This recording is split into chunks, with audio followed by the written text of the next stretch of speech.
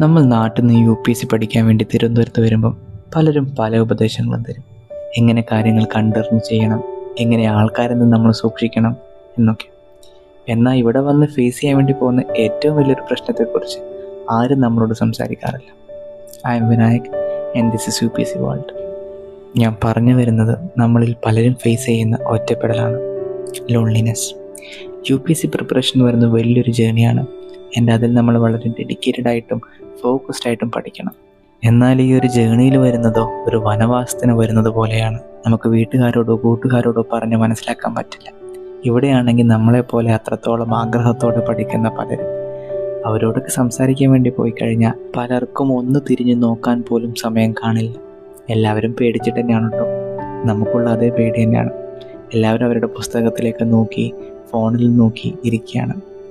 അത് ആദ്യത്തെ വർഷമൊന്നും ഫീൽ ചെയ്തില്ലെങ്കിലും രണ്ടാമത്തെ വർഷം കൂടി ഇരിക്കുമ്പോൾ അത് നമുക്ക് കാര്യമായിട്ട് മനസ്സിലാകും. കാരണം എല്ലാവരുടെയും മുഖത്ത് പേടിയും ടെൻഷനും ഒക്കെ കാണും. ആ ഒരു സമയത്ത് ആരോടും സംസാരിക്കാൻ ആർക്കും തോന്നത്തുമില്ല. സംസാരിക്കാൻ തോന്നുന്നവർക്കാണെങ്കിൽ സംസാരിക്കാൻ ആരും ഉണ്ടാകില്ല. കോളേജ് കാലത്ത് ക്ലാസ്സുകളിലുണ്ടായ തമാശകളും പുസ്തകങ്ങളിലുണ്ടായ പ്രിൻറ്റിങ് മിസ്റ്റേക്കും ഒക്കെ പറഞ്ഞ് ചിരിച്ചതൊക്കെ ഓർമ്മ വരും.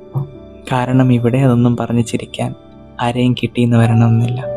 എനിക്കറിയാം പലരും ഇവിടെ വിചാരിക്കും, ഇതൊക്കെ ഇത്ര വലിയ പ്രശ്നമാണോ, പഠിക്കാൻ വേണ്ടി വന്നതല്ലേ, അപ്പോൾ കുറച്ച് സാക്രിഫൈസൊക്കെ ചെയ്യേണ്ടി വരും. പക്ഷേ 1-2 കൊല്ലമൊക്കെ പഠിക്കുന്ന ഒരു പ്രിപ്പറേഷൻ ആയതുകൊണ്ട് തന്നെ എല്ലാ ദിവസവും നമ്മൾ കടന്നു പോകുന്നത് അറിയും. ഇവിടെ ഓരോ ദിവസവും എന്തെങ്കിലുമൊക്കെ ചെറിയ പ്രശ്നങ്ങളുണ്ടാകും. എന്നാൽ ചെറിയ പ്രശ്നങ്ങളൊക്കെ പറയാൻ നമുക്കാരും കൂടെയില്ലെങ്കിൽ അത് മനസ്സിന് വലിയൊരു വിഷമമായിരിക്കും. നിങ്ങളെ ആരെയും പേടിപ്പിക്കാൻ വേണ്ടി പറയുന്നതല്ല കേട്ടോ.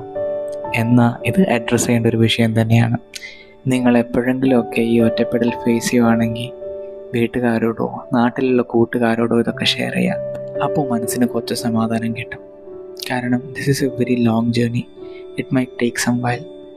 Until then, you have to find ways to push yourself to finish this journey.